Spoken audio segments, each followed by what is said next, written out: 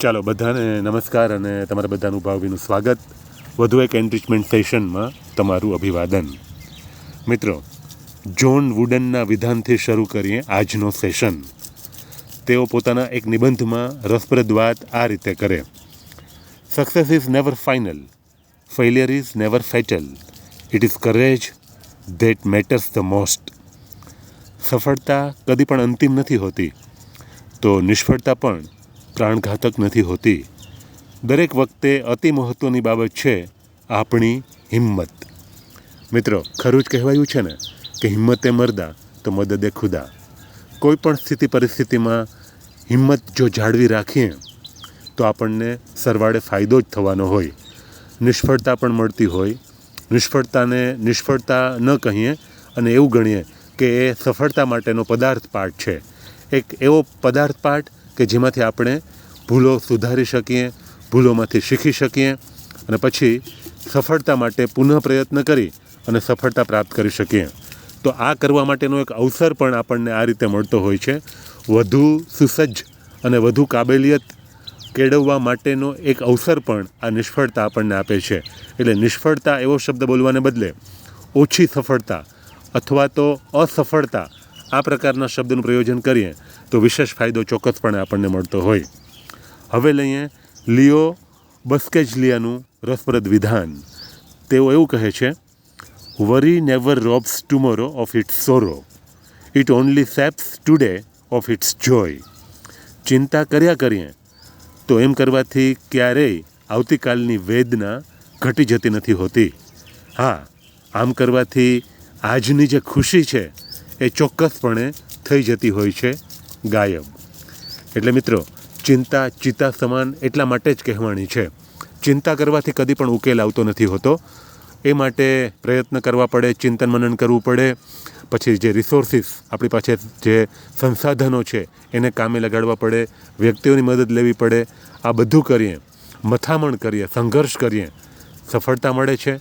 પેલો જે કોયડો છે ઉકેલાઈ જાય છે, ચિંતા ઘટી જાય છે અથવા તો દૂર પણ થઈ જાય છે અને આ રીતે આપણને સફળતા પણ મળતી હોય છે. એટલે માત્ર ચિંતા કરવાથી ક્યારેય કોઈ પણ કોયડાનો ઉકેલ આપણને મળતો નથી હોતો. એટલે એ આપણા માટે નિરર્થક પ્રવૃત્તિ ગણાય. પણ ઘણી બધી વખત વ્યક્તિનો સ્વભાવ જ એ પ્રકારનો હોય કે નાની નાની બાબતોમાં પણ એને ચિંતા થતી હોય છે. અમુક એકદમ નિષ્ફિકર કે બેફિકર વ્યક્તિ હોય એને ક્યારેય ચિંતા નથી થતી હોતી. કોઈ મોટી સમસ્યા આવે તો જ એને ચિંતા થતી હોય. એવા પણ ઘણા બધા વ્યક્તિ આપણા સંપર્કમાં આવતા જ હોય છે. એટલે વ્યક્તિગત સ્વભાવ છે એ પણ અતિ મહત્ત્વનો હોય છે ચિંતા સંદર્ભે.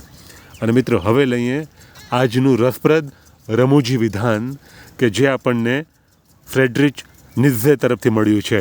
એકદમ નાનકડું વિધાન, મસ્ત મજાનું વિધાન. તેઓ કહે: in heaven all the interesting people are missing. સ્વર્ગમાં દૃષ્ટિપાત તો કરો, ત્યાં રસપ્રદ વ્યક્તિની ગેરહાજરી છે. મિત્રો, રસપ્રદ વ્યક્તિ સ્વર્ગમાં નથી એવું તેઓ કહે છે અને આપણને ચિંતન કરવા માટેનું ઇજન પણ આપે છે. આમ તો રસપ્રદ વ્યક્તિ બનવા માટે પણ આ મથામણ કરવી પડે.